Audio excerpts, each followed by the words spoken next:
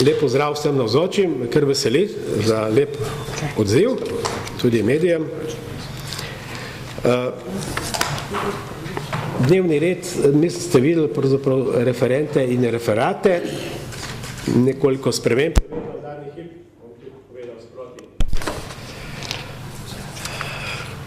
Ko smo v gibanju 13. maj pripravljali posvet in z predvidenimi uvodničarji prediskutirali vsebine, se je pokazalo, kako dolgo in pluralno je bilo pred letom 1941 v Sloveniji obdobje proti fašizma. Celo v Evropi nima primere. Organizacija Tiger, kratica, več ali manj poznate, Trst, Istra, Gorica, Reka, je bilo ustanovljeno na Nanosu že leta 1927. Kot bomo slišali z referatov, pa seže antifašizem na Slovenskem še bolj nazaj v zgodovino. Na posvet smo povabili poznavalce in strokovnjaki iz različnih sredin. Pluralno, tako kot je bil pluralen sam Tiger. Žal pa se vsi vabljeni niso odzvali. Tistim, ki se boje, da bi osvetljevanje zamolčanih plati zgodovine nekdo izkoristil za ideološke in politične cilje, sporočamo. Zgodovinsko resnico je potrebno obelodanjati včeraj, danes, jutri. Vedno se bo našel kdo, ki bo iz tega koval dobičke, njegova odgovornost. Več desetletni molk o Tigru, kaj to ni politika. Politika ne sme biti razlog za blokado proučevanja zgodovinske resnice. V svobodni družbi ta tema tudi ne more biti in ne sme biti monopol enega društva, ene partije, ene politične stranke. Pa tudi ne smemo ostati le v strokovnih knjigah ali na internetnih straneh. Priti mora v zavest naroda in v njegov spomin. Zato bomo organizirali še več omizij, okroglih miz na to temo. Zgodovina je odprta knjiga. Prav te dni smo zvedeli za nove informacije, po svoje kar osupljive, podatke o konkretni osebi, ki naj bi bila ključno odgovorna za smrt Danilo Zelena. 13. maj 1941 še danes nima ustreznega obeležja. Bil je namreč sploh prvi oboroženi spopad z okupatorjem. Ne more in ne sme ostati kot nek lokalni dogodek s proslavo na Mali gori pri Ribnici. Že kar slišim, nehajte brskati po zgodovini, to nas bo le še razvajalo. Ja, razdvaja nas lahko le laž, resnica pa lahko le združuje in osvobaja. Tiger torej ne sme ostati zamolčana zgodba v spravnem sarkofagu pozabe. Sprave ne moremo in ne smemo graditi na prirejenih ali ponarejenih dejstvih ali molku o zgodovinskih dogodkih. Sprave z lažjo nočemo. Spomenikov v obliki sarkofagov laži ne rabimo, saj jih bomo morali nenehno krpati s cementom. Na osebni ravni pa se lahko posameznik spravi kadarkoli in s komorkoli hoče, tudi odpušča lahko. Če hoče tudi s temi in s temi ljudmi, ki sploh dejanj ne obžalujejo ali ne želijo odpuščanja, če hoče. Na družbeni ravni pa očitno kljub dolgim letom govorjenja niso izpolnjeni osnovni pogoji. Eden od njih je priznanje resničnih dejstev in faktov. Resnica ima več plati, dejstva pa so lahko samo ena. Naš cilj je, da dobi 13. maj ustrezno mesto obeležje republiškega pomena. V ta namen bomo vložili zakonski predlog, ki ga bo prebral predsednik gibanja 13. maj, gospod Vili Kovačič. Dobili pa smo predlog še ene peticije, ki je neposredno ali posredno povezana z današnjim posvetom. Nanaša se na obsodbo totalitarizma. Tudi ta tema je šla nekako v pozabo. Slovenski parlament še vedno ni podprl resolucije Evropskega parlamenta o evropski zavesti in totalitarizmu. Gospa Iva Žumer Pavlin bo na koncu predstavila tudi to pobudo. Takole sem za uvod s tem končal. Bom pa kar predal predsedniku gibanja 13. maj, gospodu Viliju Kovačiču, besedo, potem pa po razporedu naprej bomo si podajali besedo.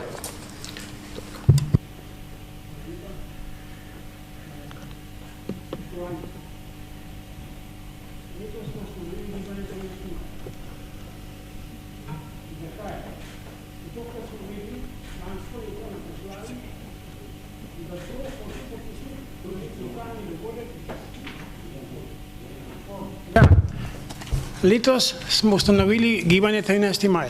Zakaj? Zato, ker smo lansko leto na proslavi, kjer sem bil nažalost sam, videli, da hočejo vse to vtakniti v nek marginalni dogodek. Televizija Slovenije je v 5 oporočilih eno kratko vest objavila. Nič o tem. Poglejte, kakšne so bila včeraj manifestacije. Ampak od tega niti besede. Govorilo se je o priključitvi Primorske, o Tigru pa nič. Čeprav je prav Tiger, to polagam na srce novinarjem, najbolj zaslužen za priključitev. V svojem prispevku bom to malo bolj argumentiral. Dali bomo vam peticijo, ki bomo dali čez kakšnih teden, 10 dni na internet. In se bo podpisovala v zamejstvu, v izseljenstvu in v Sloveniji. Ker smatramo, da v Sloveniji ni dosti osveščenih in tistih ljudi, ki bi se upali podpisati. To je katastrofa, duha. Ampak to je medijska posledica, da se ljudje niti ne upajo o tem izjasnjevati. Čeprav vsi vemo, da je to narobe. Ampak ta narobe nihče ne začne popravljati. Tako, peticija bo potem na ekranu in bo tudi odzunaj. Imamo tle za 25 podpisov, vse ostalo pa potem na internetu. Prisotne bi prosili, da jo podpišejo. Tukaj gor bo. Za nadaljno podpisovanje bo pa internet.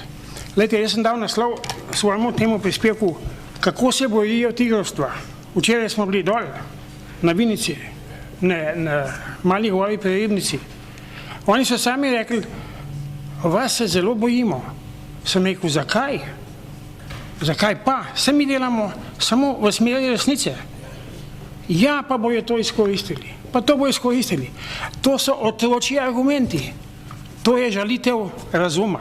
A veste, mi se s tem ne sprijaznimo. In potem so rekli, ne morete mimo nas.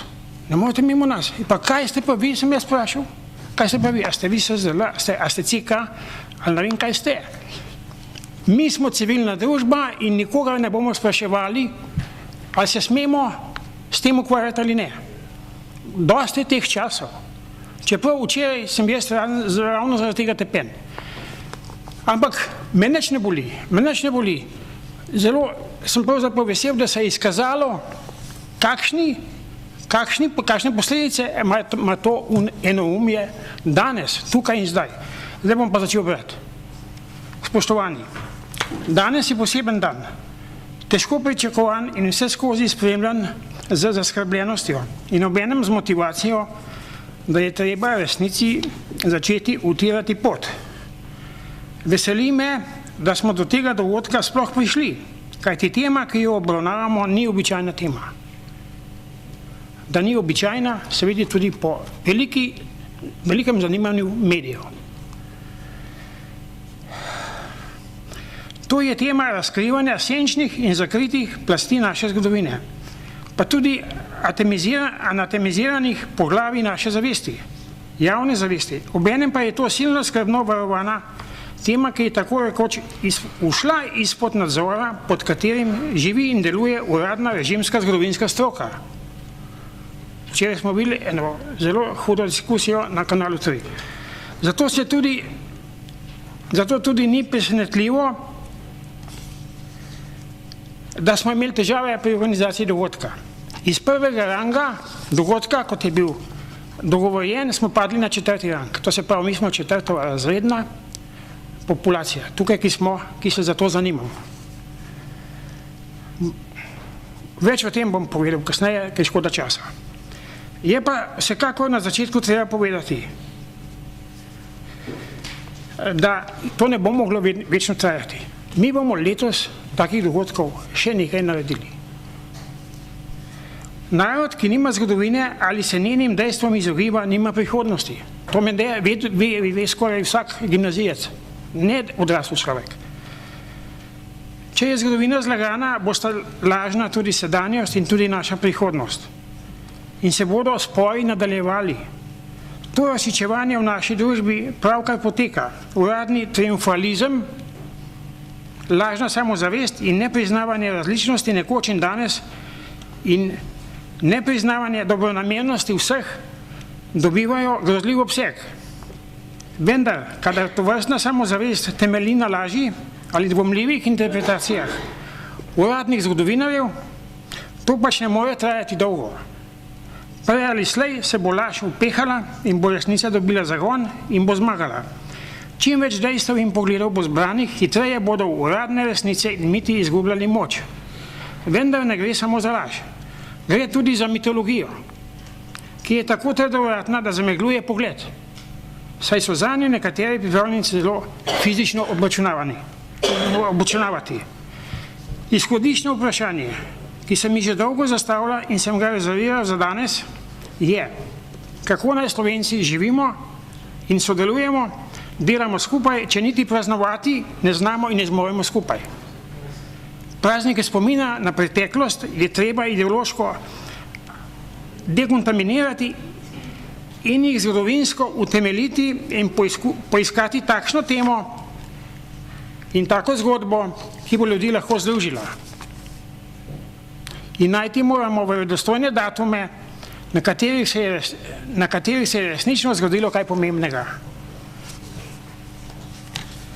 Tukaj smo v velikem deficitu. Takih združevalnih točk ni veliko, vendar je ena, ki je vredna tega imena, ki lahko združuje, ne razdvaja. To je naš Tiger. Trst, Istra, Gorica, Reka. Pred enim letom sem napisal članek Naš Tiger namesto naš Tito. Bilo je dosti tudi pozitivnih odgovorov nanj. Danes pa predstavljam nekoliko v tistem smislu tudi njegovo nadaljevanje.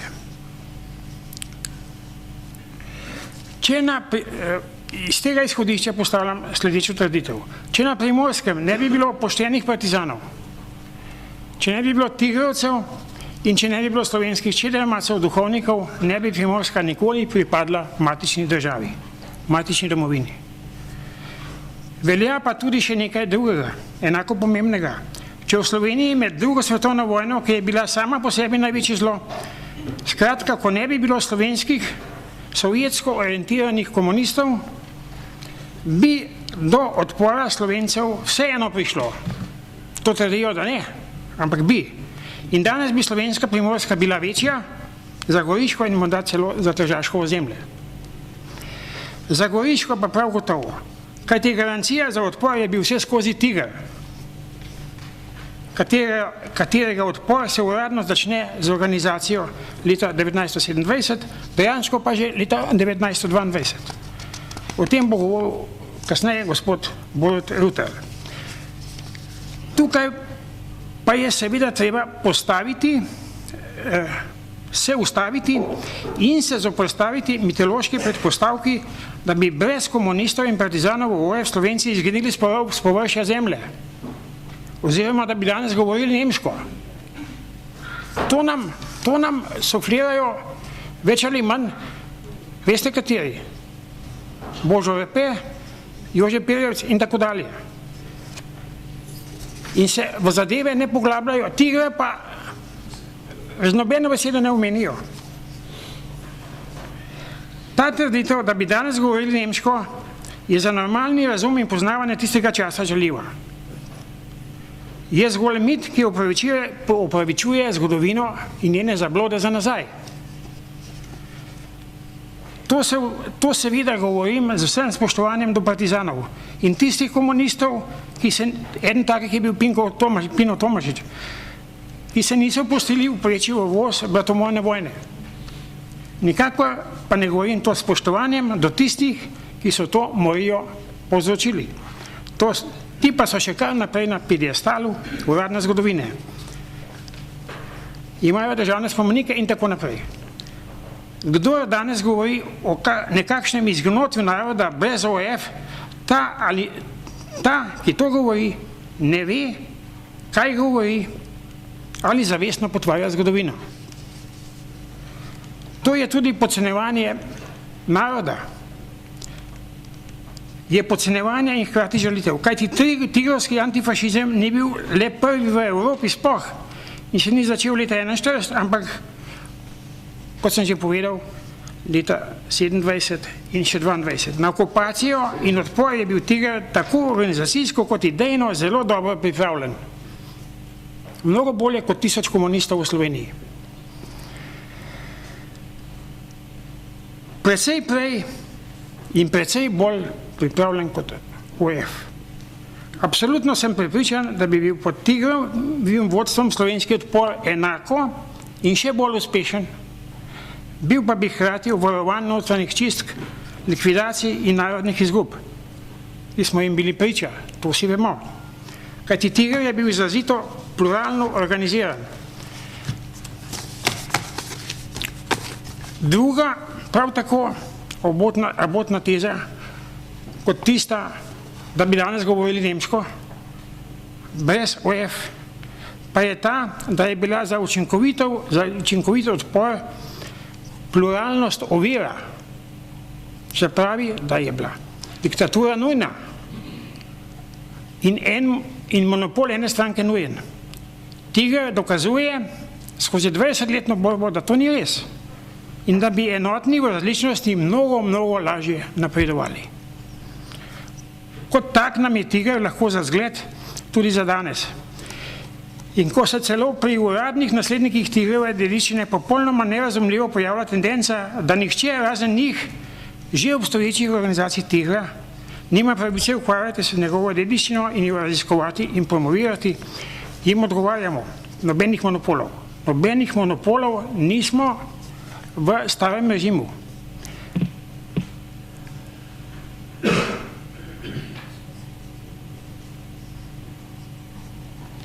Nikogar ne bomo spraševali in nihče nima pravice komorkoli, ki deluje v civilni družbi v skladu z zakoni in ustavo, podeljevati licenco oziroma nekakšna dovoljenja za civilno družbeno udejstvovanje. Tak paternalistični odnos, neka nova OF ali renovirana SZDL, je posebne vrste anahronizem, ki smo jih tudi sicer v Sloveniji na drugih področjih polni. Smo za sodelovanje na projektih. Projekt 13. maja kot državnega praznika pa bomo seveda peljali sami. Drugi naj to podbudo podprejo in pomagajo pri njej, če se z njo strinjajo in mislijo dobronamerno. Take podpore bomo zelo veseli. V peticiji, ki jo danes pošiljamo med ljudi v podpisovanje, to tezo dodatno pojasnjujemo, kajti 13. maj kot praznik prvega oboroženega spopada Slovence z okupatorjem je zelo pomemben dan. Vendar bolj kot sam Tiger postaja aktualno pomemben, bolj ga skuša uradna zgodovina zamolčati. To smo videli na nedeljski proslavi, oziroma sobotni proslavi, če se ne motim.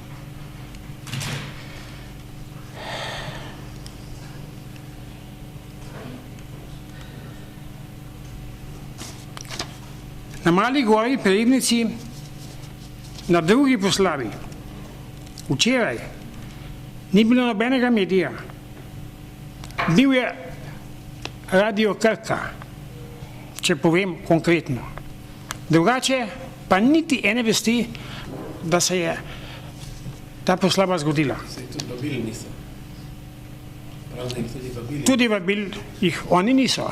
Tigrovska organizacija jih ni vabila. A vam to kaj pove? A vam kaj to pove? To pove, da je politika skrivanja. Tiger je Tiger dobesedno. Ne kot pojem, ampak tudi zgleda, da se ga bojijo kot žival. In tako je danes tigrovska dediščina prepuščena občini Ribnica in ljubiteljskim društvom, ki pa so strani Zveze borcev prevzele komando.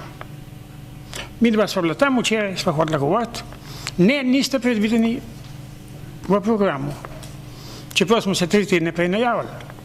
Ljudje, ki bi danes tukaj morali tudi sedeti iz nasprotnega pola, so pa odpovedali nonšalantno. Kajti z temi, ki trdijo drugačne, se ne da pogovarjati. Oni se, ne da se mi ne bi hoteli, oni se nočejo. Oni se nočejo. Njihova politika je nočemo. In danes smo mi tukaj 4-razredni dogodek, namesto prvorazredni, kar je tudi uradno stališče te hiše. Spomin na Tiger, ki je evropskega pomena. To je bil prvi antifašizem v Evropi. S tem se mi lahko hvalili. Pa je prepuščen eni občini Ribnica.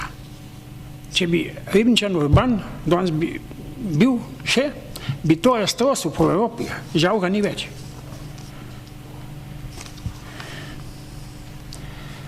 Gre za silno podcenjujoče in ignorantsko stališče, tudi v medijih. Zato zahtevamo, da 13. maj postane državni praznik.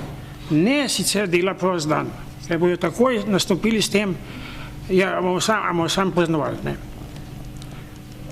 Treba pa je državno uzakoniti spomin nanj, ker drugače ga ne bo v učbenikih, ne bo njegovih spomenikov in tako naprej. Zdaj se kregamo za spomenik v Ljubljani.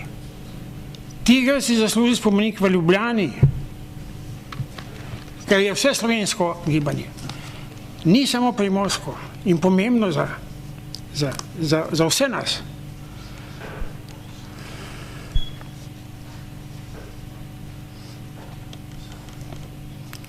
Žal si ga je polastila politika, ki ga hoče spraviti v sarkofag.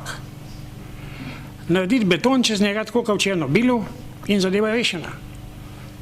In celo desne stranke pri tem pomagajo. Žal je treba to ugotoviti. Mi smo drugačnega mnenja. Mi hočemo, da pride Tiger v javno zavest. Zato smo aktivirali zgodovinarje, ki so danes z nami, da tudi oni povedo, kaj se je dogajalo. Akademska stroka pa je za mene ena slaba izkušnja. Jaz sem se ogromno ukvarjal s Tešem 6. Tam sem videl, kaj je akademska stroka. A veste? Ne bi govoril, da im koga užalil.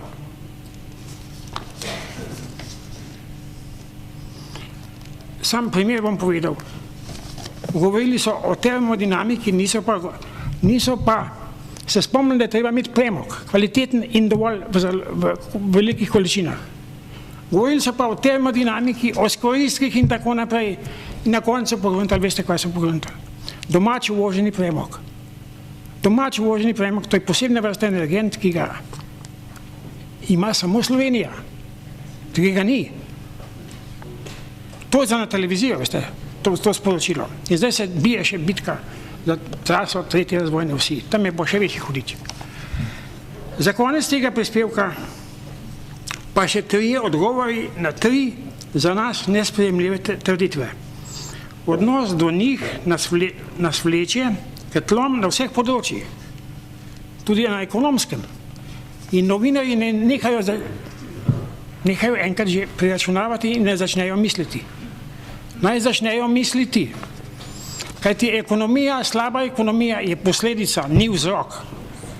Je posledica nesodelovanja v narodu in tako naprej. In kadrovanja po principu negativne selekcije, pripadnosti, stranki.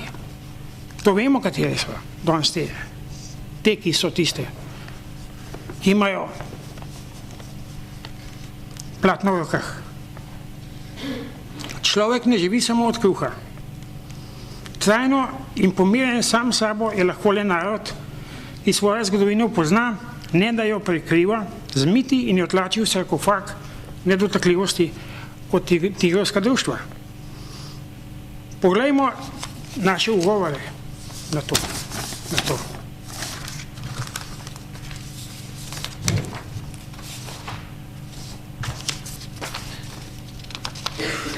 sem pa zdaj? Nekaj sem da najdem. A ja, tako. Prva teza, prvi mit zgodovinske akademske stroke. Zgodovino se ne sme redefinirati, revizija naj ne bi bila dovoljena. Ne, ni res. Enostavno odgovarjamo. Prav obratno je res. Zgodovina mora že po definiciji biti revizija. Odprta knjiga, kot je rekel kolega, stalno dopolnjevana z novimi dokazi in z dejstvi. In spričevanji in dokumenti. Zagovarjanje nasprotne teze je za zdrav razum žaljivo, za znanost pa nespodobno. In to so doktori, akademiki in tako naprej, ki to zagovarjajo. Potem druga teza, zgodovina zgodovinarjem. Ta teza ni nič manj sporna od prejšnje. Postavlja se namreč vprašanje, čemu in komu naj potem služi zgodovina. Čemu? Čemu jo pa sploh plačujemo? Če ne utemeljevanju narodove javne zavesti. Zgodovinarji naj raziskujejo, narod pa mora biti v raziskavah stalno in izčrpno obveščan. Seveda pa so tu v ospredju mediji, ki te vloge ne kapirajo oziroma jo ne smejo. Bojazni pred političnimi učinki zgodovinskih izsledkov pa je treba vzeti v zakup. Vsaka stvar ima politične posledice in to mahanje bojo nasprotniki to izkoristili, to za nas ne pride v poštev. In tudi za zdravo pametne. Jaz mislim, vsaka stvar se da zlorabiti. Tudi glinaste golobe lahko streljamo, lahko pa delamo umore z orožjem. Tretjič, zgodovina naj bi bila zgodovina zmagovalcev. To je kar sprejeto. Kaj pa v resnici bilo, pa ni važno.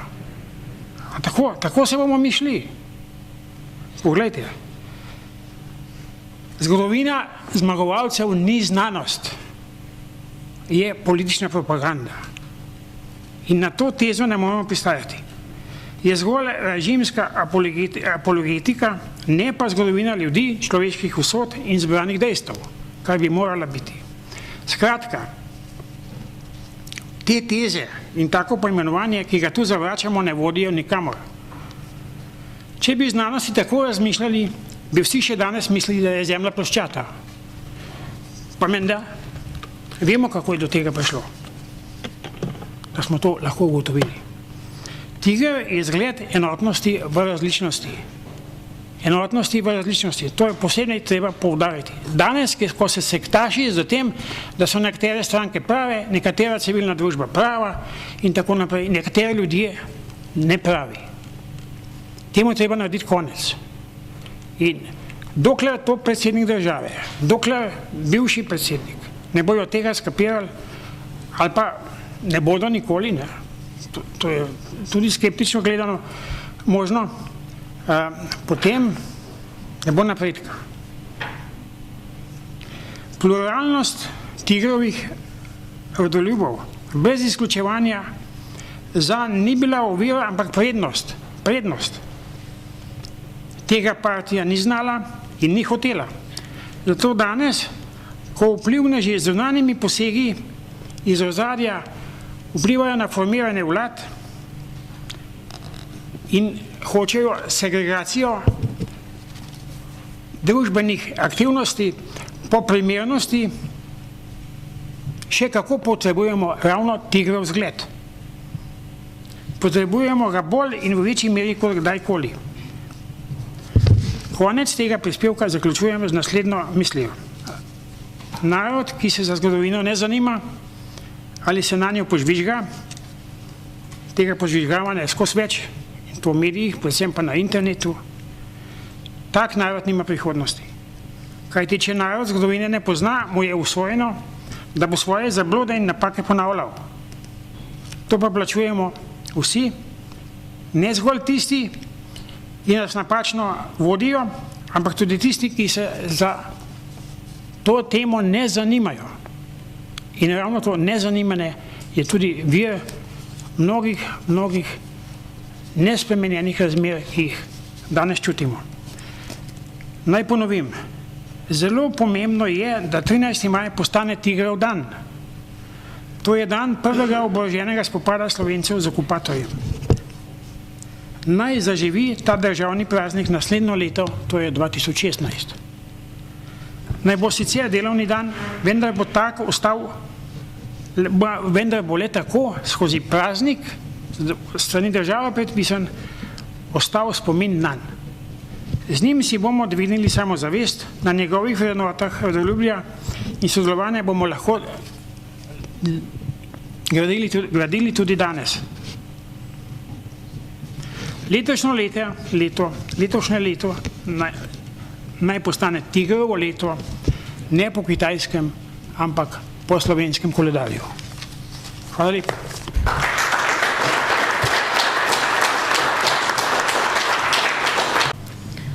Dr. Rudi Kosjančič, slednja dva iz drugih razlogov, ne iz tega, kar je gospod predstavnik društva Tiger. Jaz sem kljub temu, kar je kolega Vili povedal, da je prišlo do nekega kratkega stika, želel včeraj zadevo obložiti. Sem se s tajnikom društva pogovarjal, da bomo morda le v prihodnosti organizirali kakšno skupno zadevo. Zakaj ne? Morda ste bili malo užaljeni, ker gibanje ni samo leto, smo se že lansko leto gospodom Jogo namenili o tem gibanju. Užaljen v tem smislu, mi smo že 20 let, ne, mi smo tisti, ki lahko te zadeve organiziramo, nam se priključite, spoštujmo ta pluralizem in upajmo, da bomo ostali v kontaktu z njimi in sodelovali z kakšnim novim posvetom in bomo tudi skupaj te zadeve predstavili. Gospod Borit Rutar, zdaj je vaša beseda, torej samostojni kulturni delavec in pisatelj. Njegov referat, razvoj slovenskega antifašizma od leta 1922 do 1945.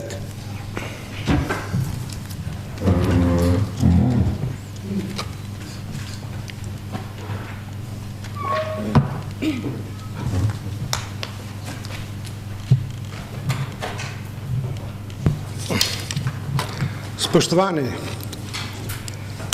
z referatom nastopam kot zaupnik zadnjih živečih operativnih vodij Tigra, ki so dočakali demokracijo v samostojni Sloveniji leta 1991 in je v teh primorskih koreninah tlela neugasljiva želja, da resnica o razvoju slovenskega protifašizma prodre v javno zavest našega slovenskega naroda. Primorska je po prvi svetovni vojni v velikem razočaranju Primorcev pripadla Italiji. Potem, ko so med vojno pričakovali, da bodo uvrščeni v novo nastalo državo južnih Slovanov. Presunilo jih je spoznanje, da bodo odrezani od matične Slovenije.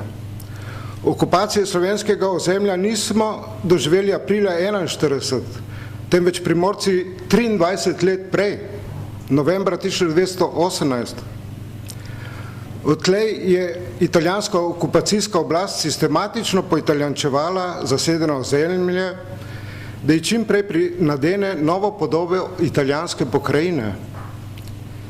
Temu so se Slovenci od samega začetka upirali skozi vse narodne sile, od demokratičnih, liberalnih do katoliških, ker se je celotno slovenstvo na vseh ravneh njegovega delovanja znašlo na udaru narodne ogroženosti in izbrisa. Tej nacionalistični italijanski politiki so se Primorci enovito uprli v organizaciji Tiger. Zato je v prvi vrsti potrebno pojasniti, kaj Tiger pomeni. Pomeni, da bodo Trst, Istra, Gorica in Reka znova slovenski. Njegov cilj je bil ohranitev demokracije, zlom fašizma in priključitev Primorske k matični Sloveniji. Čez 25 let so bili deležni zavezništva in podporo matične slovenske oblasti tukaj v Ljubljani, ki je bila demokratična, liberalna in katoliška in zato po svojih načelih in programu vse skozi protifašistična. Skupaj z tedanjo slovensko politično eminenco, liberalcem starega kova, dr. Ivanom Hribarjem na čelu, kar spomnimo se kako se je 18. aprila leta 1941 po italijanski okupaciji ta ljubljanski meščan raje demonstrativno utopil v Ljubljanici, kot bi mu vladal fašizem. In to razočaranje so z njim delili vsi Slovenci, ki so po usodi Primorcev vedeli, da jih čaka narodnostni izbris. Italijani so veljali za vojaške poražence na Soški fronti leta 17 in njihov prodor na Pjavi leto kasneje so bolj pripisovali razsulo avstro-ogrske armade kot italijanski vojni veščini. Vedeli so, da so Primorsko pribarantali za zeleno mizo evropske tajne diplomacije z londonskim sporazumom. Nihče med Slovenci ni maral nove usiljene italijanske oblasti, ker se je močno razlikovala od nekdanje večnacionalne, monarhistične, v kateri so dotlej lahko živeli svoje narodnostno in večstrankarsko politično življenje. Po razpadu avstro-ogrske monarhije je Italija nameravala v šovinistični maniri nadomestiti stoleten vpliv germanstva na Balkanu in ga zamenjati z italijanskim. Njen pristop do slovanskih narodov je bil diskriminacijski. V svoji namišljeni večvrednosti jih je obravnavala kot drugorazreden narod, ki rabi gospodarja. Tudi zaradi velikih vojnih žrtev se je Italija z vso srditostjo oklepalo novo zasedenih ozemlji na Primorskem in v Istri. Pospešeno jo je začela poitalijančevati. To je med Slovenci najprej privedlo do protiitalijanskega razpoloženja, kmalu zatem do organiziranega protifašizma. Z javnimi demonstracijami v Ljubljani in incidenti na Primorskem smo začeli kazati svoj protest. Toda že od leta 1919 so se paravojaške fašistične organizacije Fascio di Combattimento, črnosrajčniške fašistične škvadre, zveze nekdanjih jurišnikov, arditov v vojni, z vso surovostjo maščevale ob kakršnemkoli političnem nasprotovanju Slovencev. Med pogromom v Trstu 13. julija 1920 so požgali Slovenski narodni dom. Požgana je bila svetinja, prestol slovenskega narodnega in demokratičnega bitja in žitja na Primorskem. To je bil surov udarec Slovencem k njihovemu podrejanju. Toda upor Slovencev v borbi za obstanek ni ugasnil. Najprej se je izražal na kulturni ravni ohranjanja narodne zavesti in politične samostojnosti. Fašisti so to razumeli kot kljubovanje njihovi politiki, zato je italijanska oblast nadaljevala s prisilnimi deportacijami Slovencev v internacijo, od izobražencev, politikov, pravnikov, kulturnih delavcev, županov do slovenskih duhovnikov na jug in v notranjost Italije. Nasilje je privedlo do prvega migracijskega vala in preselitve več tisoč Primorcev iz Trsta in primorskih med v slovenska mesta, v Maribor, Celje, Jesenice, Novo mesto, v Ljubljano. V naslednjem 27-letnem obdobju, do leta 1945, je na Primorskem potekalo sistematično raznarodovanje. Po italijančenju so bila slovenska osebna imena in priimki, ravno tako vsa krajevna imena, imena gora in rek. Z Gentilijevo šolsko reformo leta 1923 je bil ukinjen slovenski jezik na vseh šolskih stopnjah. V javnosti je bil prepovedan slovenski jezik, ukinjena sta bila slovenski tisk in časopisja. Iz tega obdobja ostaja rek, slovenščina je našla zavetje za cerkvenimi vrati. Že do leta 1927 je fašizem ukinil vsa slovenska kulturna in politična društva, gospodarska in finančna združenja je pahnil v bankrot. V teh razmerah je leta 1927 nastal organiziran protifašizem Tigra. Njegov odpor je ščitil ogroženost samega narodnega telesa, budil je narodno zavest, bil je spontan, instinktiven in refleksen. Torej, ne rezultat politične ideologije in kakršnikoli računic, šlo je za samoobrambni mehanizem Slovencem na Primorskem s podporo matice. V prvem 4-letnem obdobju, od leta 27 do 30, so Trigrovci izvajali obveščevalno dejavnost za matično Slovenijo, na Primorskem požigali ustanove, nosilce potujčevanja, šole, vrtce in sedeže fašističnih organizacij.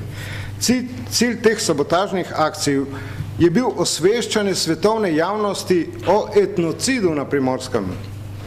Fašistična policija je leta 30 razkrila mrežo Tigra, posebno sodišče je obsodilo na desetine članov na večletne zaporne kazni, 4 je usmrtila. To so znamenite bazoviške žrtve. Tedaj je sledil drugi val emigracij Primorcev v Slovenije, ker jim je Matica ponudila zavetišče v ustanavljanju emigrantskih društev. Mnogim je zagotovila možnost dostojnega preživetja. Prebegli vodilni člani Tigra, dr. Lavo Čermelj, Albert Rejec in dr. Ivan Marija Čok, so zasedli zaposlitve v državnih inštitucijah v Ljubljani in Beogradu, kjer so imeli dostop do vrhov tedanje demokratične oblasti, ministrstev in dvora, za usklajevanje skupnega nastopa proti fašizmu. Po vzponu nacistične stranke v Nemčiji januarja 1933 je Mussolini našel najmočnejšega zaveznika v Hitlerjevi Nemčiji. Ta ga je odkrito podprl pri uničenju demokratičnega versajskega sistema, v katerem smo se nahajali tudi Slovenci v zavezništvu z zahodnimi antantnimi silami, Francijo in Veliko Britanijo. Oba režima sta razglašala novi red v Evropi, ki pomeni uvedbo militarističnega totalitarnega sistema. Po načelih nacionalizma in rasizma naj bi v Evropi vladali močnejši narodi nad šibkejšimi, več vredna rasa nad manj vredno. Celotni Evropi bi vladali policijski režimi fanatičnih fašističnih strank. V naslednjih letih sta obe državi, tako Italija kot Nemčija, z nenehnimi grožnjami po začetku nove vojne izsiljevali zahodni zaveznike k popuščanju in reviziji verzajskega miru.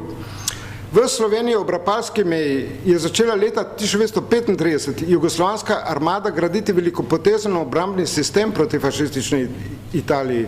Pas v trd se je raztezal od pogorja Julijskih Alp do Kvarnerskega zaliva. Člani Tigra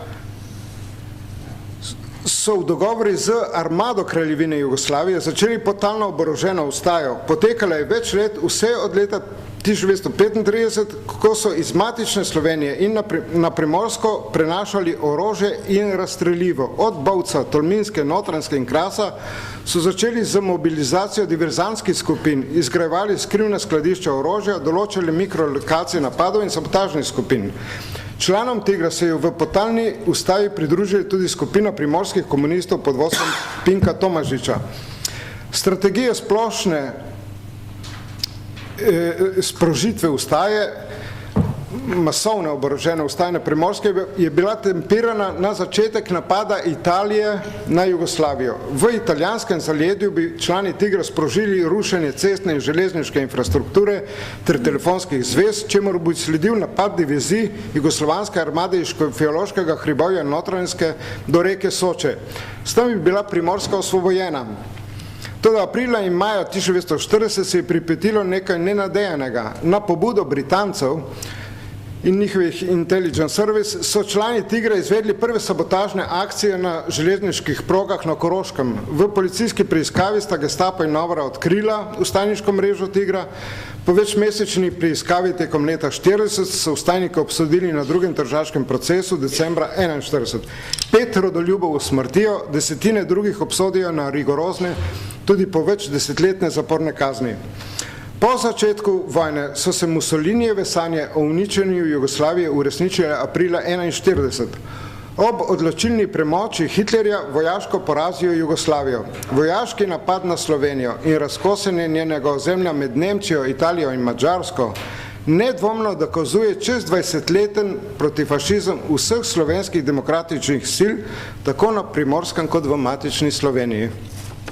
Hvala lepa.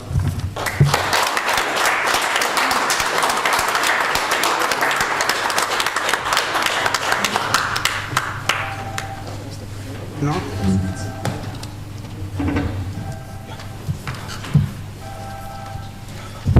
Zdaj pa, gospod voditelj, še bom jaz napovedal.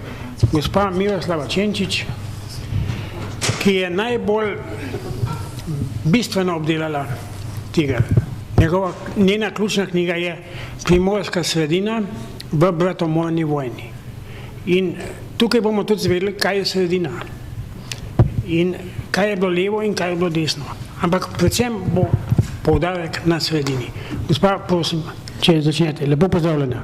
Lepo pozdravljeni. Moj prispevek je dejansko nadaljevanje prispevka kolega Boruta Rutarja. Zato dovolite, da ponovim nekatere njegove misli, predvsem o primorskih Slovencih ob skrajno zahodni meji, ki so bili ves čas narodno ogroženi, a naši predniki so se znali boriti za svoj narodni obstoj in ohranjati narodne vrednote in domovinsko ljubezen do svojih potomcev. Tako so bili pripravljeni na tisto genocidno in etnocidno obdobje, ki mu pravimo fašizem.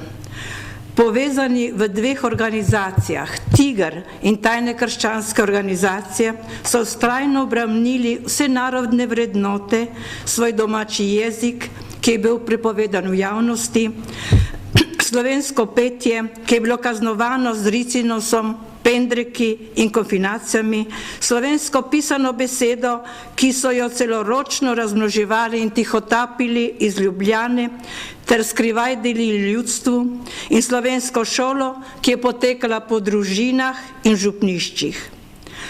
Z razobešenjem slovenskih zastav so dokazovali, da smo Slovenci še tu.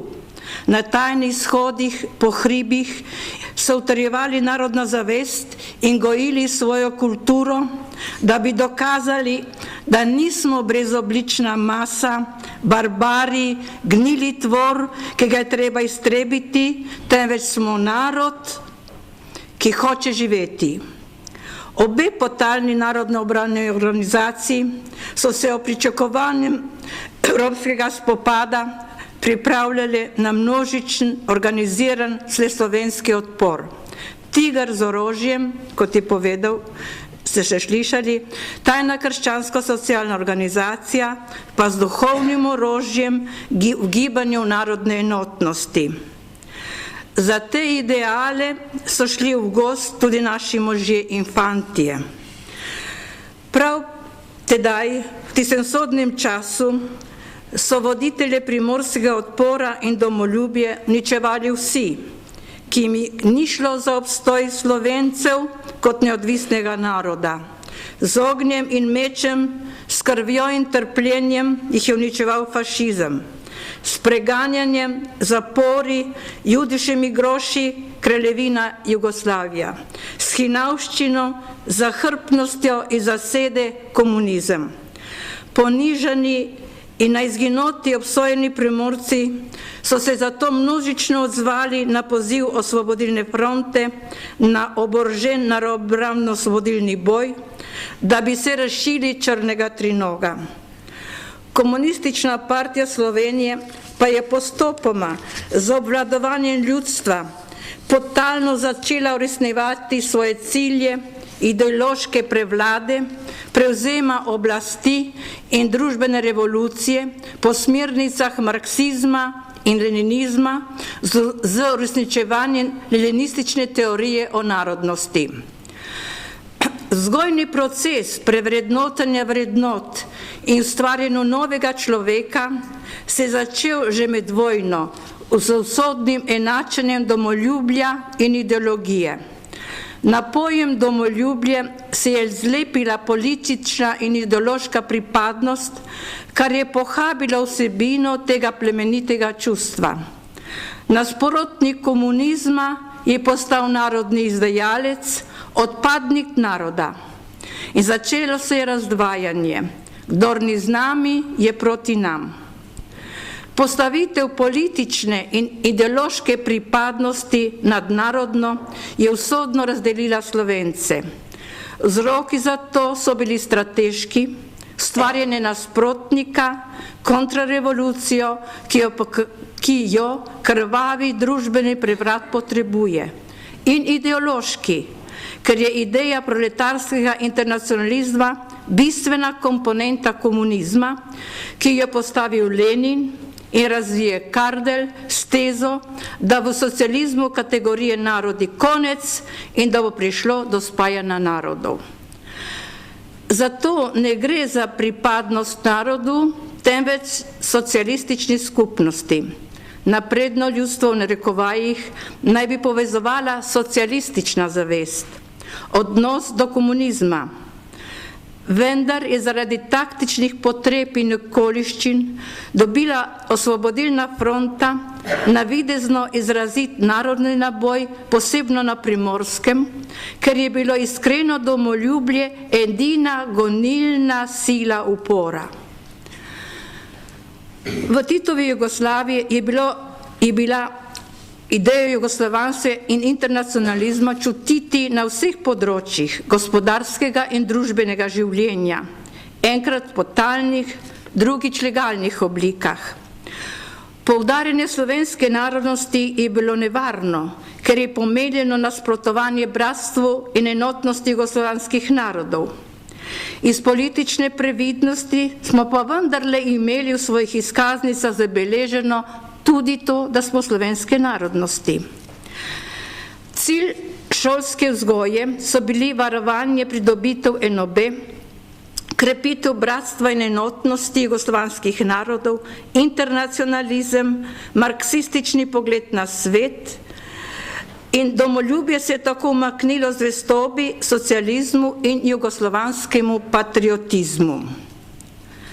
Da sta bila internacionalizem in integralno jugoslovanstvo iluzija, je dokazala strahotna narodna morija na Balkanu po padcu socializma, ko so se zatajena narodna čustva, tlačeno s parolo bratstva in enotnosti, sprevrgla sovraštvo in sovinistično silo bruhnila, ko je represija internacionalizma popustila. Nekateri evropski komunistični ideologi so priznali, da so se motili, ko so verjeli, da bo prihod socializma prinesel slabitev nacionalnega dejavnika. Teoretiki italijanskih komunistov poudarjajo, da je starega internacionalizma za zmeraj konec, da je mrtev in pokopan. Novi internacionalizem priznava narodne vrednote in jih bogati. To krepko upoštevajo naši sosedje, pa ne samo Italijani, ampak tudi Hrvati, Mađari in Avstrijci. Pri nas pa ni tako. Del našega političnega vodstva vztraja pri internacionalizmu. Dirigentska palica je namreč ostala v rokah novega družbenega razreda, ki si je oblikoval z nekaterih ortodoksnih tovarišev, njihovih genetskih in ideoloških potomcev in mlajših kooptirancev. Tako do pravi ideološke preobrazbe ni prišlo. Pri ponesrečenem prehodu od ideologije marksizma v liberalizem je v vladajočih strukturah moč ideologije zamenjala moč kapitala. Tako je crknil socialni program. Pozabili so tudi na temeljni Marksov nauk, da je ekonomska baza osnove družbene nadstavbe in v ekonomskih zadevah se krepi vera v Miklavža, ki lahko deli svoje malhe, le če hoče vsem po potrebi. Živ pa je stal ateizem, internacionalizem in metodologija boja za oblast. Komunizem je svetovno propadel, a nosilci te ideologije se v preobleki še vedno borijo za oblast s preizkušenimi metodami.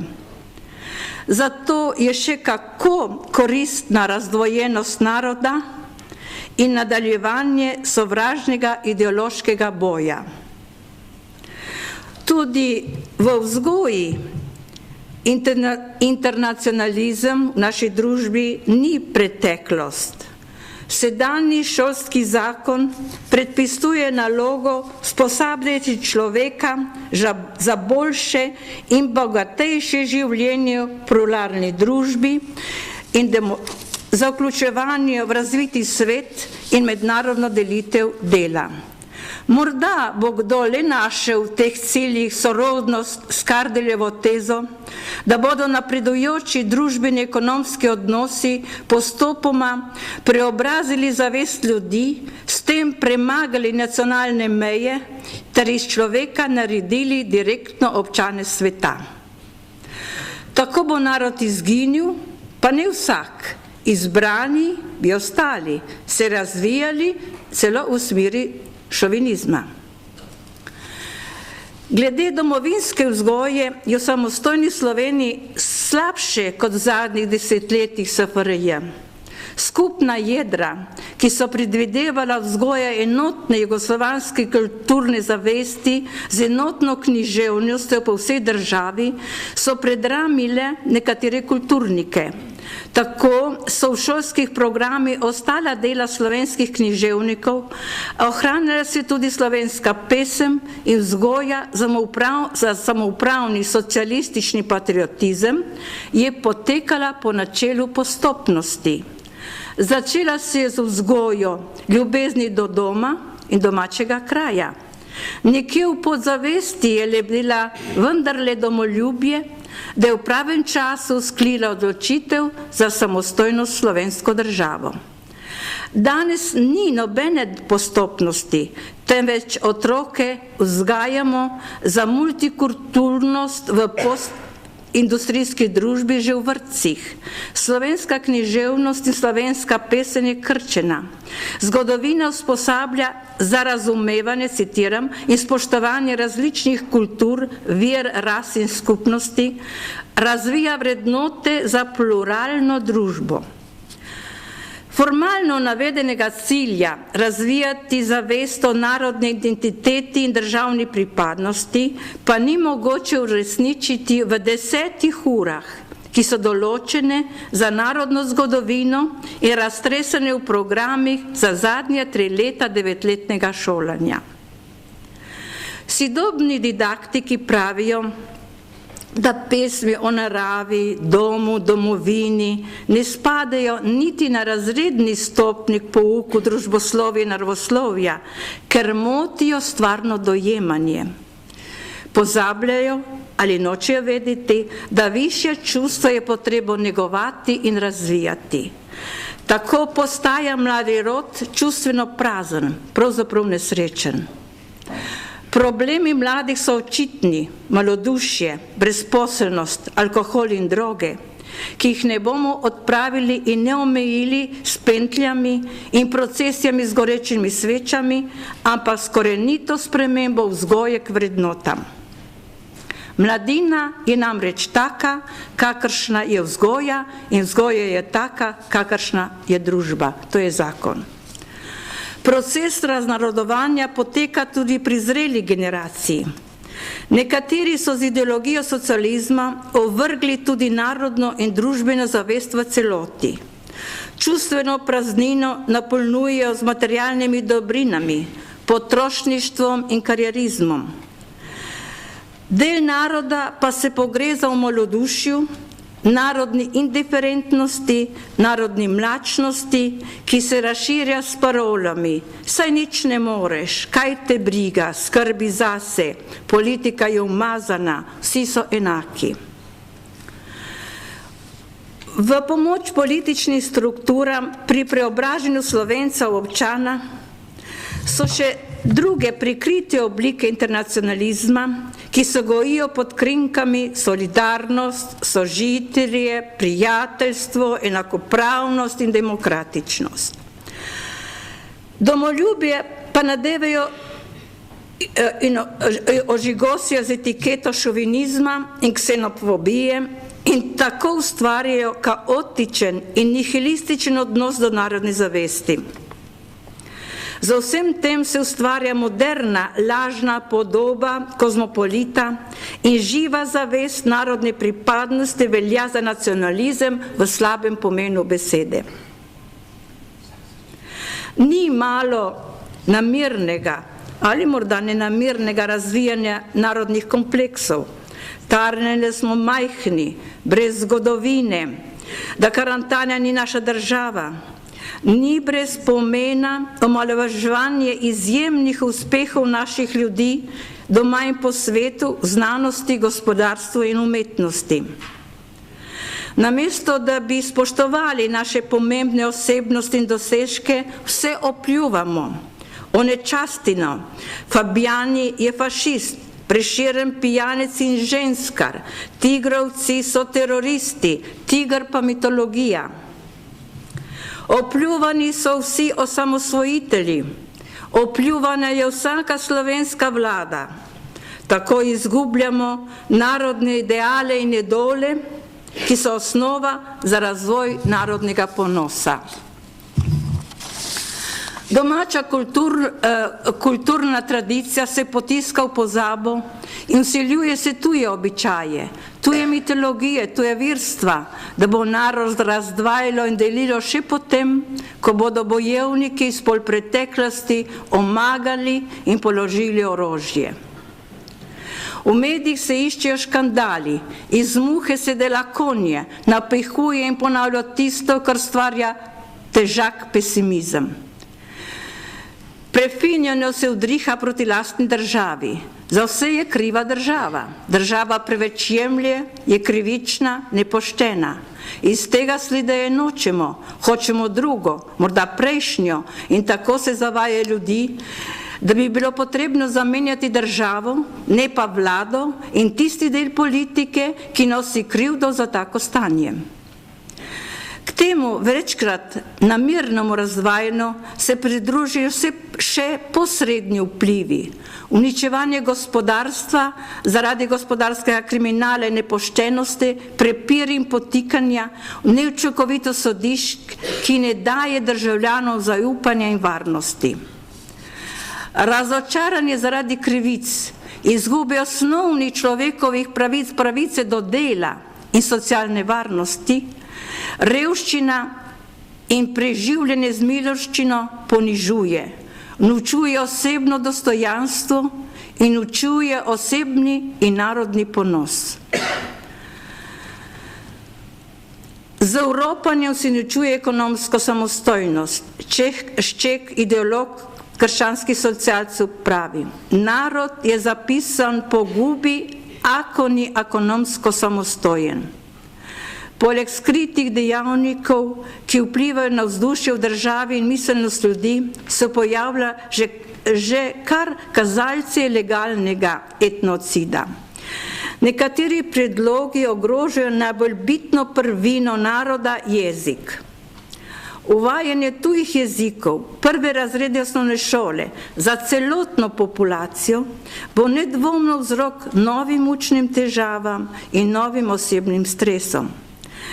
Predlogi v visokem šolstvu o njegovi internacionalizaciji postavljajo v nevarnost, da bo slovenski jezik izgubljal na svoji vlogi. Razvijati je potrebno znanstveno in strokovno terminologijo na vseh znanstvenih področjih in tako ohraniti jezikovno raven enakovredno drugim evropskim jezikom. Da ne govorimo o javnih napisih in izveskih. Če se ozremo okrog sebe, se lahko sprašujemo, kje smo? Smo sploh v svoji domovini? Spremembe družinskega zakonika, propaganda za protinaravno življenje, ki se načrtno in organizirano pojavlja med mladimi, pa je zločin proti naravi in človeštvu. Pa bi se kdo tolažil, saj je bilo vedno tako, že Prešeren je tožil, da kar ni tujega se zaničuje. A zavedati se moramo, da je današnji čas ima hitrejši tempo. Nevarnost za narodne preživetje je morda še večje, ker je delovanje zahrbtno in nam izpodkopava temelje neslišno in vztrajno. Razdvojenost naroda, narodna mlačnost, brezbrižnost se kaže povsod. Pri razobešenju zastav ob praznikih, v naših državnih proslavah, v kulturi zlasti v odnosu do slovenske pestvi, pri osebnih imenih, govorjeni in pisani besedi, lahko rečemo na kratko vsega tistega, kar je uničeval fašizem, da bi uničil narod. Ideologi takega stanja vedo, da brez razvite narodne zavesti je narod brez orientacije in brez poguma. Pravzaprav narod brez narodne zavesti ni narod. Narodna zavest je nujna, bistvena komponenta narodnega obstoja. Narod povezuje domoljublje, zavest pripadnosti narodu. Narod brez samozavesti, brez ponosa, brez časti, brez idealov je mrtev, je ljudstvo, ki se ne zna samo vladati in zato postane orodje izkoriščevalcev, je brez moči, da bi se uprlo krivicam. Narod na tleh, pohojen in pokočan, je pripravljen na izginotje. Zato dovolite, da spomnim še na Gregorčevice verze, ki pravijo: le vstani, bedni narod moj, do danes prah teptan, trpljenja dan, ni dan več tvoj, tvoj je vstajenja dan. Hvala lepa.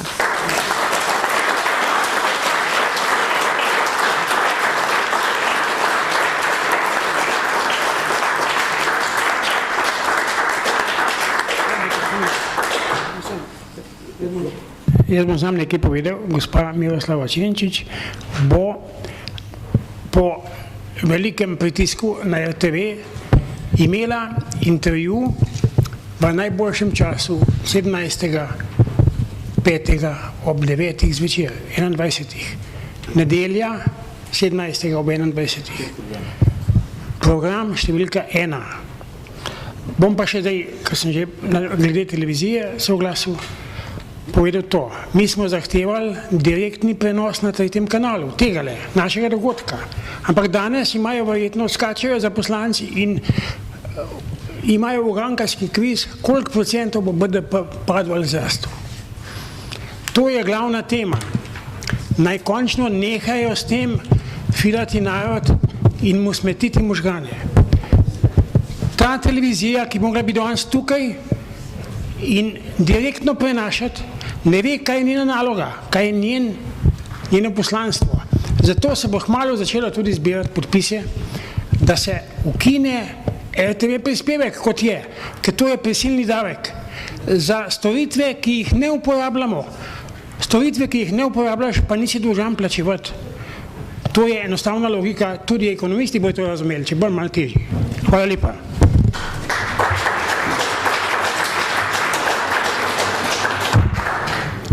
Gremo naprej. Pravzaprav bil na vrsti dr. Rudi Kosjančič s prispevkom Svoboda združevanja in organizacija Tiger. Njegov prispevek bomo objavili na spletni strani. Gibanje 13. maj, ker ključne besede, pa se bo ta spletna stran odprla. Tudi prispevek za menoj, ko bo Žiga Šorli se je upravičil, Dolomitska izjava, se pravi zelo zanimiva tema, Dolomitska izjava in politično podrejanje sopotnikov, ker se pa nekako poklapla tudi z mojim referatom, bom neke misli tudi jaz vključil. Tudi ta zadeva bo objavljena bodisi na forumu za Novo levico, to so tudi te ključne besede, in pa na tej strani, ko sem že omenil. Svoj referat sem naslovil Korenine hegemonizma znotraj narodno-osvobodilnih front.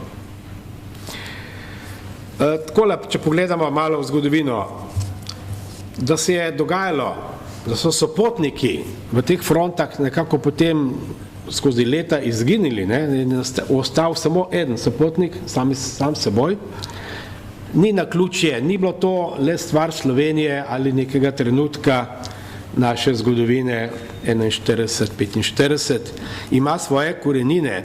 Sam sem vzel kot nek posebni mejnik, lahko bi šli pa verjetno še dalj v zgodovino, 7. kongres Kominterne. Gesla o ljudski fronti so bila rezultat novega političnega kurza po 7. kongresu Kominterne leta 1935. Gre pravzaprav za zamenjavo osnovne matrice, o tem je govorila tudi dr. Cencičeva. Ni se več izpostavljalo delavski internacionalizem, ampak narodna osvobodilna gibanja. Sovjetska partija oziroma Kominterna je ugotovila, da proces padanja domin se je v bistvu ustavil, da ne bo šel naprej, kot je bil predviden. Najprej je bila teza, da bo revolucija izvedena v državi, kjer imamo najbolj razviti delavski razred, potem so teoretiki ugotovili, da bo prva revolucija, da je bila izvedena tam, kjer je bila buržoazija najšibkejši člen, ne? To je bila nova matrica. S tem procesom in resnica, ki je prodirala v svetu v Sovjetski zvezi, pa je narekovala nov kurs, to se pravi vključevanje v osvobodilna gibanja v ljudske fronte. Tako da to gibanje o ljudski fronti, osvobodilni fronti ni nič novega, ni bilo pogruntano na našem ozemlju. Delovali so pa po principu, ampak to zavestno in organizirano, po principu kukavičjih jajc. To se pravi, kukavica zleže jajce v veliko gnezdo, potem kot se mladič rodi, ustrezno razvije, veča, sopotnike pomeče iz tega. Torej, se pravi, to ni bilo neko naključje za Slovenijo, ampak ima svoje korenine. Seveda, da je treba to matrico spremeniti, je treba sprejeti tudi doktrino nove etike, to je doktrina prevare. Ne? Vse temelji na prevari. Ne? Najprej si dopadljiv, sprejemljiv, odprt. No, o tem recimo piše zgodovinar Vladan Vukliš iz Banje Luke. Vladan Vukliš, če ste kaj gledali na internet, no sem tudi prebral, ampak njegov tekst in ga posnel sicer v srbščini, pa bom nekako prevedel ali pa tudi kaj povedal v originalu. Torej, narodne fronte so bile integralni del celotne nove sovjetske zunanje politike. Stalin spremeni svoj obraz. V znanem intervjuju s Roy Howardom 1. marca 1936 Stalin govori o prijateljima mira, to se pravi prijateljih miru, o nemški agresivnosti, o možnosti mirne koeksistence kapitalističnega in socialističnega sistema. Ne smemo se kregati, pravi Stalin v tem intervjuju, okoli vsake malenkosti. Na vprašanje Howarda o sovjetski revoluciji pa je rekel, da se govori o tragičnem nesporazumu, da iz Rusije nikoli niso prišli taki pozivi in da je vprašanje revolucije v drugim zemljama, v drugim državama enostavno vprašanje teh drugih držav. Danes je povsem jasno, da je šlo za taktiko. Sodelovanje po narodnem principu je postal zgolj taktični manever, kako prevzeti oblast in jo potem tudi utrditi. No, kolega Žiga Šorli je napisal kar 17 strani referata o dolomitski izjavi, imel samo en stavek, bom tudi pravzaprav bolj hitro zaključil, ker imamo še referente. Kocbek je nekako verjel v poslanstvo partije, to moramo povedati. Bil je naiven, ta naivnost se lahko do določene mere opravičuje, pa tudi ne, lahko je bil, lahko rečemo, tudi neodgovoren. Čeprav je v enem svojem tekstu zapisal, če pa bo to partija izrabila dolomitsko izjavo, se ji bo slabo pisalo. Ne vem, komu se je slabo pisalo, bolj njemu. Po vojni, ko je bil izoliran, 10 let, recimo, sploh ni mogel objaviti pesmi, 10 let niti to v tako izolacijo je šel. V knjigi Igorja Omerze, kjer je zelo dokumentarna knjiga z številnimi podatki, zasledimo tudi to, da je na koncu na Bokavcah, ko je že bil onemogel, imel spremljevalke sestre, bolniške sestre, ki so dnevno poročale na ustrezne organe, kdo ga obiskuje, o čem govori. Tak strah je bil pred Kocbekom, da ne bi slučajno pomislil na kakšno stranko ali gibanje, oziroma spremljanje je šlo za spremljanje vseh teh ljudi, ki so ga obiskovali. Kocbek v bistvu ni želel imeti stranke in tudi sam je bil pristaš neke nestrankarske demokracije, ne glede ali je to utopično ali ne. Je pa ključna ta razlika, ki sem jo zasledil v političnem profilu Kozbeka. Kozbek, čeprav je priznaval neko, tako kot je rekel, napredno zgodovinsko vlogo partije, je on umestil drugače, kot se je kasneje izkazalo. On je mislil podobno, kot ima cerkev neko idejno, politično, moralno funkcijo, naj bi bila to ta sila, ki bi od zunaj, od vrha, oziroma od strani, usmerjala tok, ne pa kot kadrovski hegemon, ki potem totalitarno obvladuje v sistem. Tukaj se je Kozbeku seveda zalomilo, predvsem pa se je zalomilo s tem, z matrico, kot sem že prej rekel, kominterne, ko laž prevara postane del politike, del dovoljene celo ideologije in morale. Ključna razlika je v principu, ali namen posvečuje sredstvo, to je vemo, ne, ali ga ne posvečuje, ali je laž dovoljena za to svetle lepe cilje. No, ker tam se vli tudi moj brat, se bo spomnil pripovedi mojega očeta. V srednji šoli je on inštruiral sošolce, med njimi je bil tudi Sergej Krajger, ki je mi šlo malo teže pri matematiki in sta se tudi politizirala. Sergej je bil poln idealov o svetli prihodnosti, o ideji socializma v Sovjetski zvezi. Je rekel, ta naš cilj je tako lep, tako zvišen, da pač tudi žrtve boja, tudi te, ki morda niso krivi, bojo morali se umakniti temu ciljem našem. To je bila pač neka etika, moče perverzna res, da je to etika, ampak taka je bila to ideologija.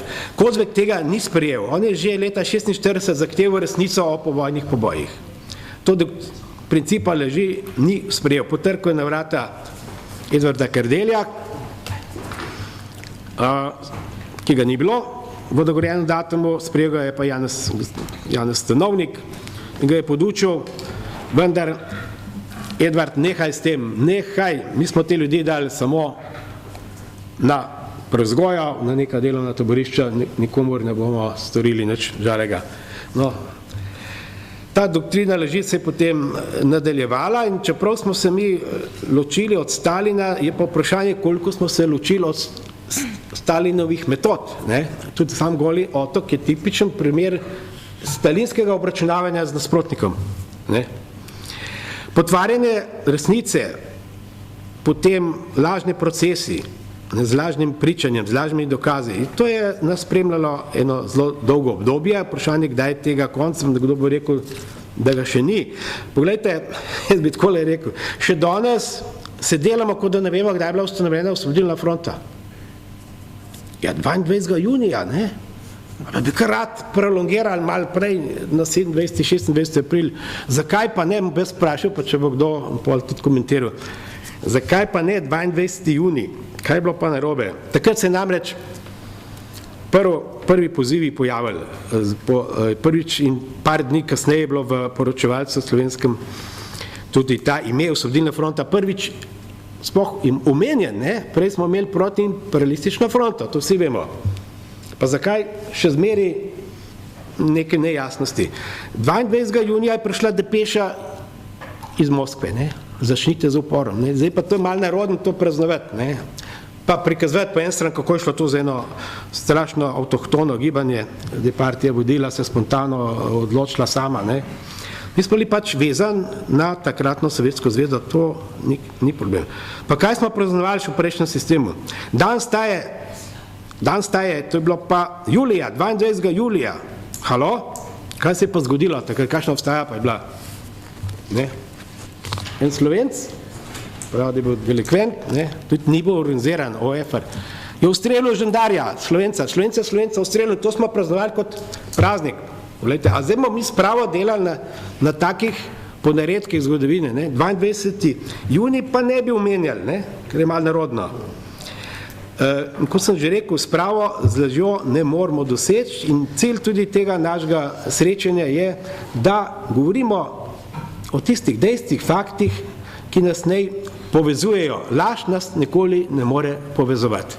Toliko.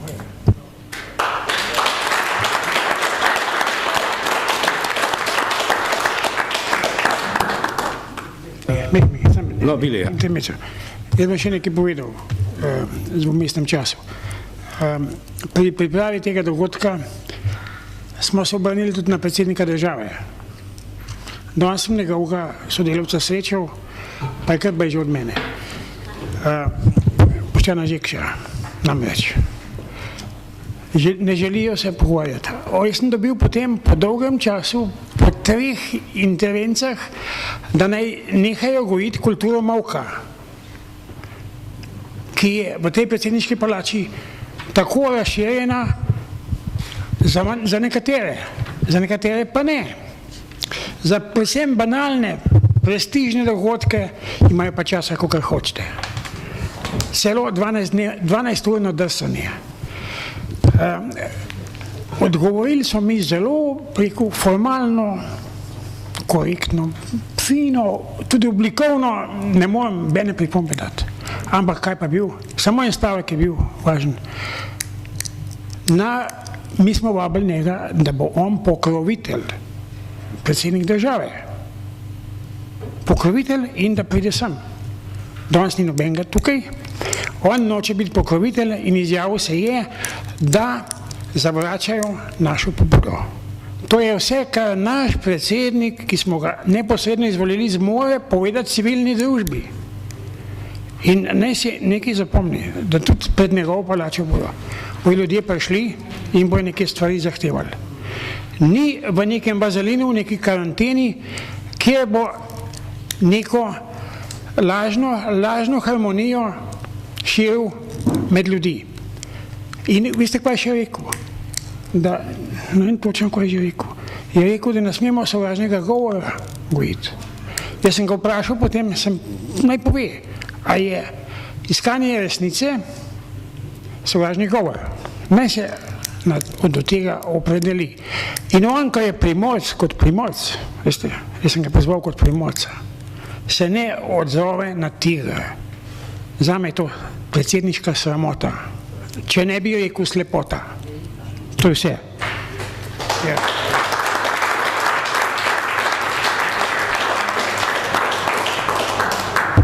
Preden bom najavil naslednjega govorca, bi takole vprašal, retorično na tole, kar je Vili rekel, ja, kdo je tega tigra zaklenil v kletko, ne, toliko časa, ne?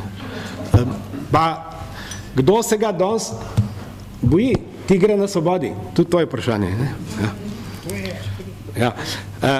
Prosim, magister Renato Podberšič, magister zgodovinskih znanosti, odličen poznavalec protifasističnega gibanja na Primorskem.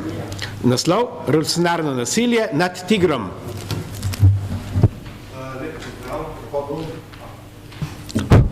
Se slišimo, ne? Lep pozdrav predsedujočemu in vsem v dvorani, kljub vsemu nas ni tako malo. Vendarle pred svojim začetkom mi dovolite, da bi pozdravil in namreč nimamo več nobenega živečega tigrovca, ki je v prvi osebi izkusil odpor proti fašizmu med obema vojnama, pa tudi med drugo svetovno vojno, proti nacizmu in proti fašizmu, fašizmu in potem nacizmu. Ampak vendarle, med nami je dr. Tatjana Srebot-Rejec. Njo bi rad posebej pozdravil v tej dvorani, si to zasluži.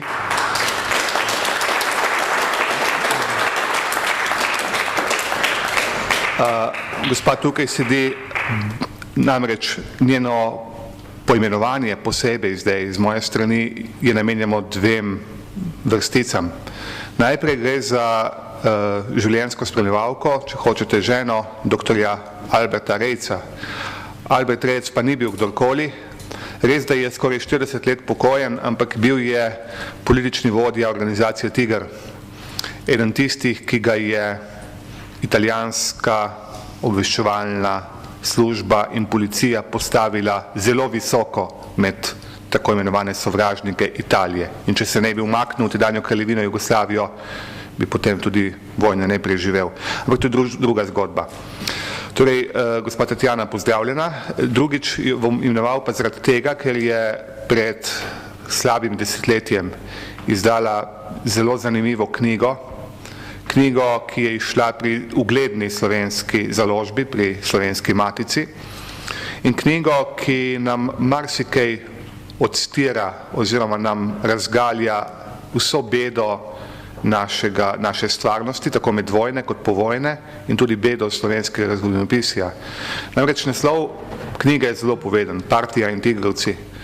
Gre za odlično knjigo, ki je postavlja ogledalo našega odnosa do tigra, do tigrovcev, do medvojnih pobojev tigrovcev, do povojnega zamolčevanja organizacije Tiger. Prosim lepo, ne me narobe razumeti, jaz nisem noben romantik in nočem tukaj zdaj kot nekateri kolegi postavljati Tigra na piedestal vse splošne organizacije, ki je vodila vsakršno življenje na Primorskem med obema vojnama in med drugo svetovno vojno.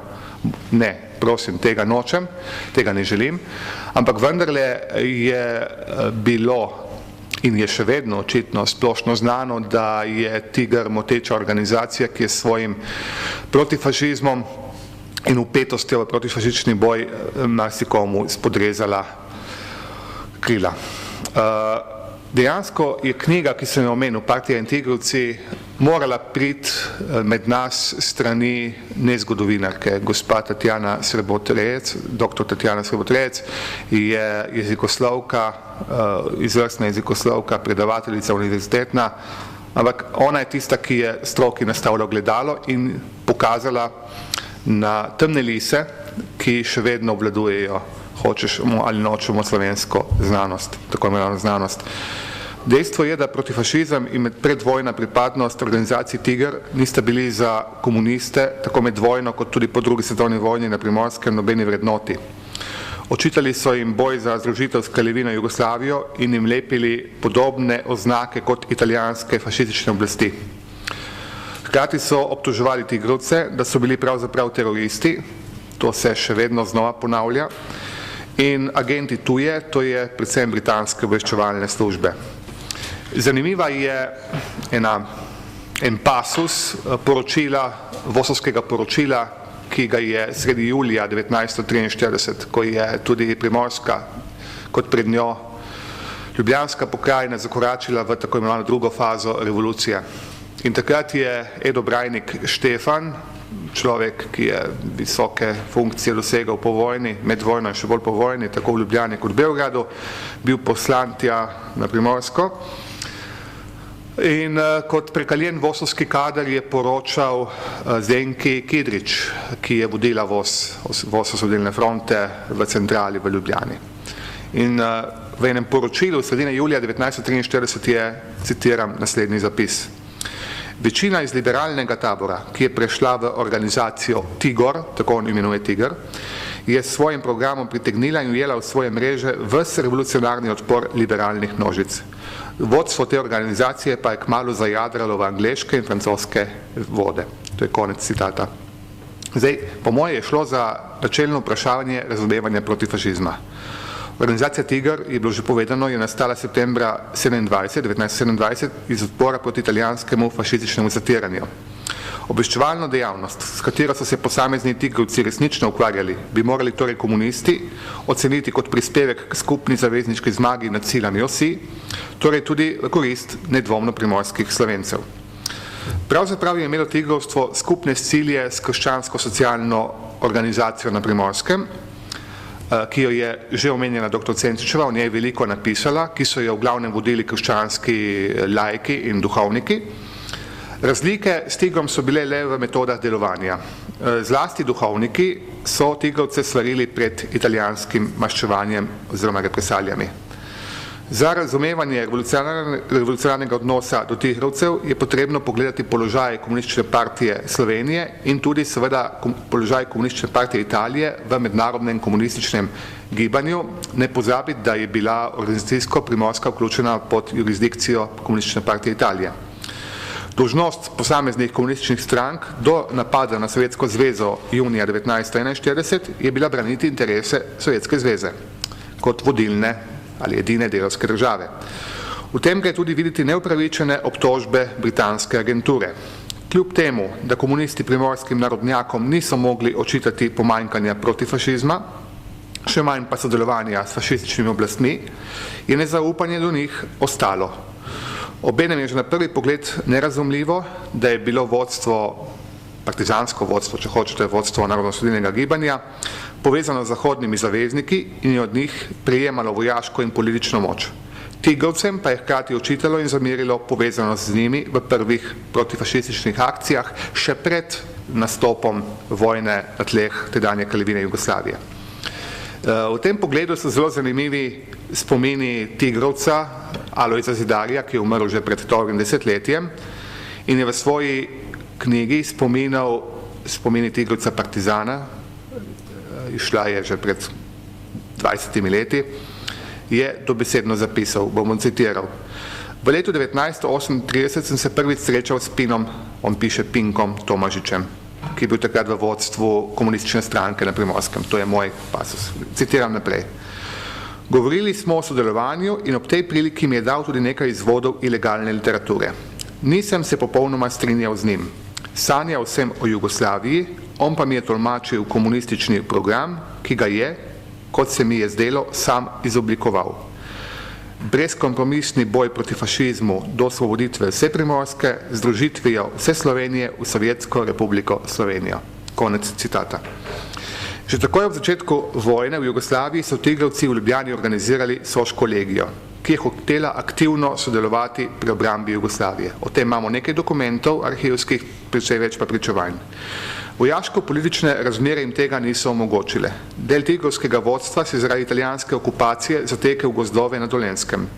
Na Mali gori pri Ribnici je prišlo 13. maja, kot smo že slišali, 1941, to bo čez 2 dni bo obletnica, do prvega oboroženega spopada z italijanskimi vojaki. Spopad teh 3 tigrovcev, številčno močnejšim nasprotnikom, se je tragično končal za Danila Zelena, ki je bil vojaški vodja organizacije Tiger.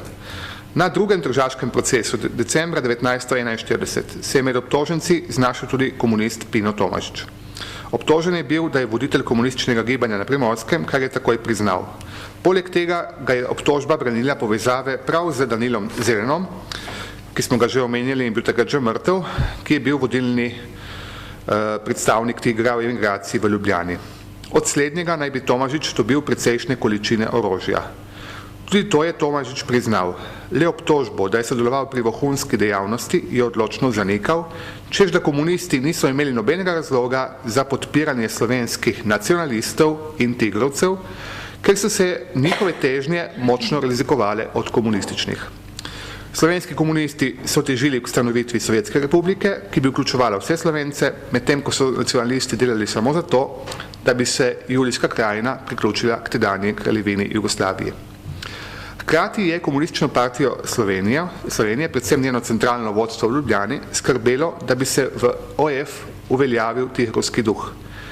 Veliko starih tigrovcev je sicer vstopilo v osvobodilno fronto in partizanske vrstve, a svojo lojalnost so morali večkrat dokazovati partijskim oblastnikom tudi za umori političnih nasprotnikov. Da ne govorim na pamet, bi tukaj izpostavil en primer. In sicer primer pred vojno zelo znanega krašovskega tigrovca, doma iz Lipe, imenoval se je Vladimir Kavčič, njegovo ime je v slovenskem zgodovinopisju skoraj da neznano.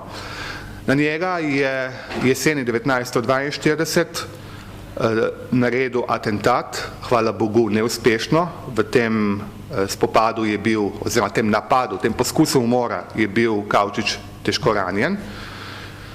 Ga je napadel predvojni član vodstva oziroma organizacijskega štaba Tigra Just Godnič, tudi Krašovc po rodu, bolj znan kot oče nekoga, ki se danes zelo rad šemi v maršalsko uniformo. In ta isti preverjen tigrovski kader, ki je med vojno očitno sklepal nekatere kupčije tudi za svoje preživetje, verjetno z vodstvom osvobodilnega gibanja in komunistične partije Slovenije, je streljal na Kavčiča. Kavčič je bil ranjen, zdravil se v bolnici, po vojni se je izselil v Videm in dejansko tam v tujini, če hočete, v bližnjem zamejstvu tudi umrl. Nekateri tigrovci so pa izginili. Kako je temu bilo, bomo videli v nadaljevanju. Posebej so bili na udaru izobraženci, ki so vztrajali pri samostojnem razmišljanju, tvegali so umor, kot je pokazal zelo značilen primer dr. Maxa Rejca, predvojnega tigrovca, brata dr. Alberta Rejca, ki ga je voz umoril junija 1943.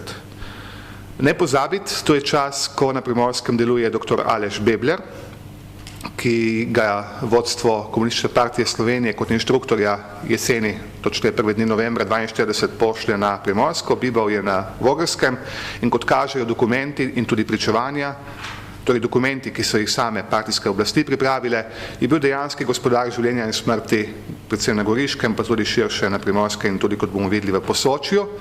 To je človek, ki ima številne ulice, številne spomenike, še vedno postavljene po številnih primorskih krajih in mestih. Kampanja proti Rejcu je dosegla vrhunec v ohranjenem poročilu, ki ga je 4. junija 1943 obveščevalni center Primorske operativne cone na zahtevo dr. Beblerja poslal pokrajinskemu komiteju Komunistične partije Slovenije. O Maksu Rejcu s partizanskim imenom Tonetu Mladenu med drugim navaja, da je v navednicah, citiram, zelo nevaren človek. Poleg tega mu očita, da je verjetno še vedno član teroristične organizacije dr. Čoka. Morda najabsurdična pa je ocena, da je anglofil. Poročilo končuje tako, dobesedno citiram. Kje se momentalno nahaja, nam ni znano. V slučaju, da ga najdemo, pridržali ga bomo v naši jedinici do nadaljnjih vaših direktiv, kar je pomenilo potem tudi likvidacijo verjetno nekje sredi junija 1943, podrobneje najdete v preomenjeni knjigi Partija in tigrovci, ki jo je napisala dr. Tatjana Srebot Rejec. Mimogrede, umorjeni dr. Maks Rejec bi bil njen svak. Ideološka gonja proti pripadnikom organizacije Tiger se je nadaljevala tudi po končani vojni, ko so bili tigrovci označeni za nacionalistične in reakcionarne elemente. Družbeni tabu in izločenost iz kolektivnega spomina so se še zaostrila po seji izvršnega komiteja Centralnega komiteja Komunistične partije Slovenije julija 1958. Počakati je bilo treba na demokratične spremembe na Slovenskem za ponovno afirmacijo organizacije Tiger. Tudi tukaj ni šlo brez težav, kot veste.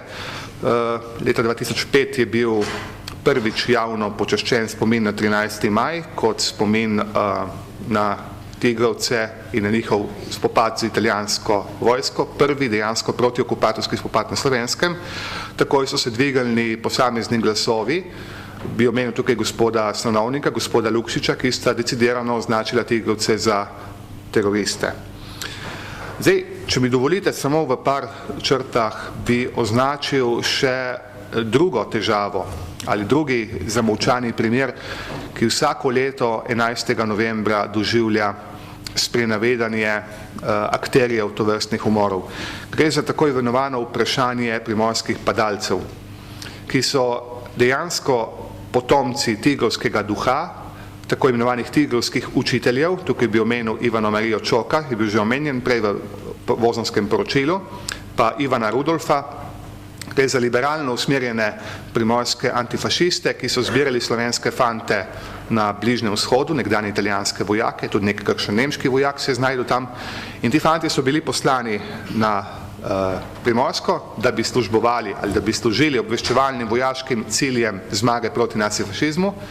Bili so v službi ameriških, pravzaprav še prej britanskih, potem tudi ameriških obveščevalnih služb.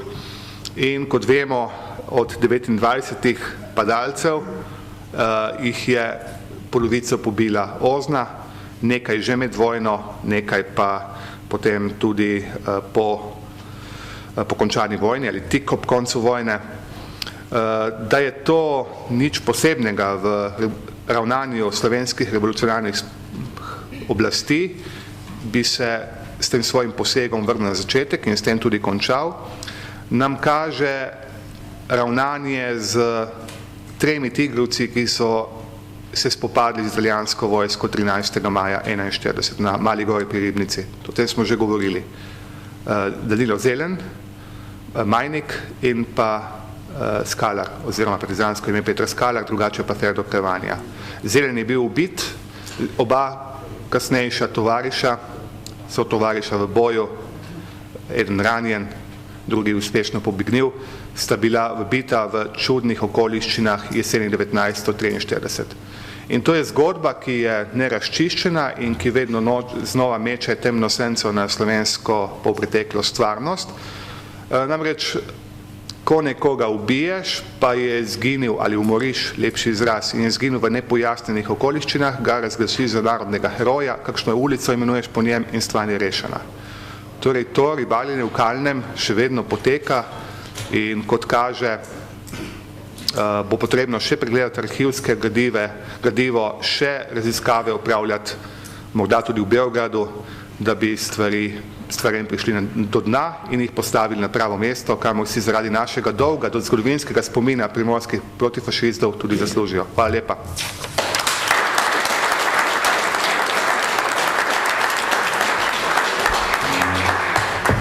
Jaz se bom navezal samo na to, kar je gospod Preberšič na koncu povedal. Napad na Mali gori. O tem so zdaj neki novi podatki in bomo to objavili. Čim bomo tako verificirali, da bomo 100% sigurni. To je razlika od uradne verzije. Vse ostalo pa bomo poskrbeli, da pride v javnost.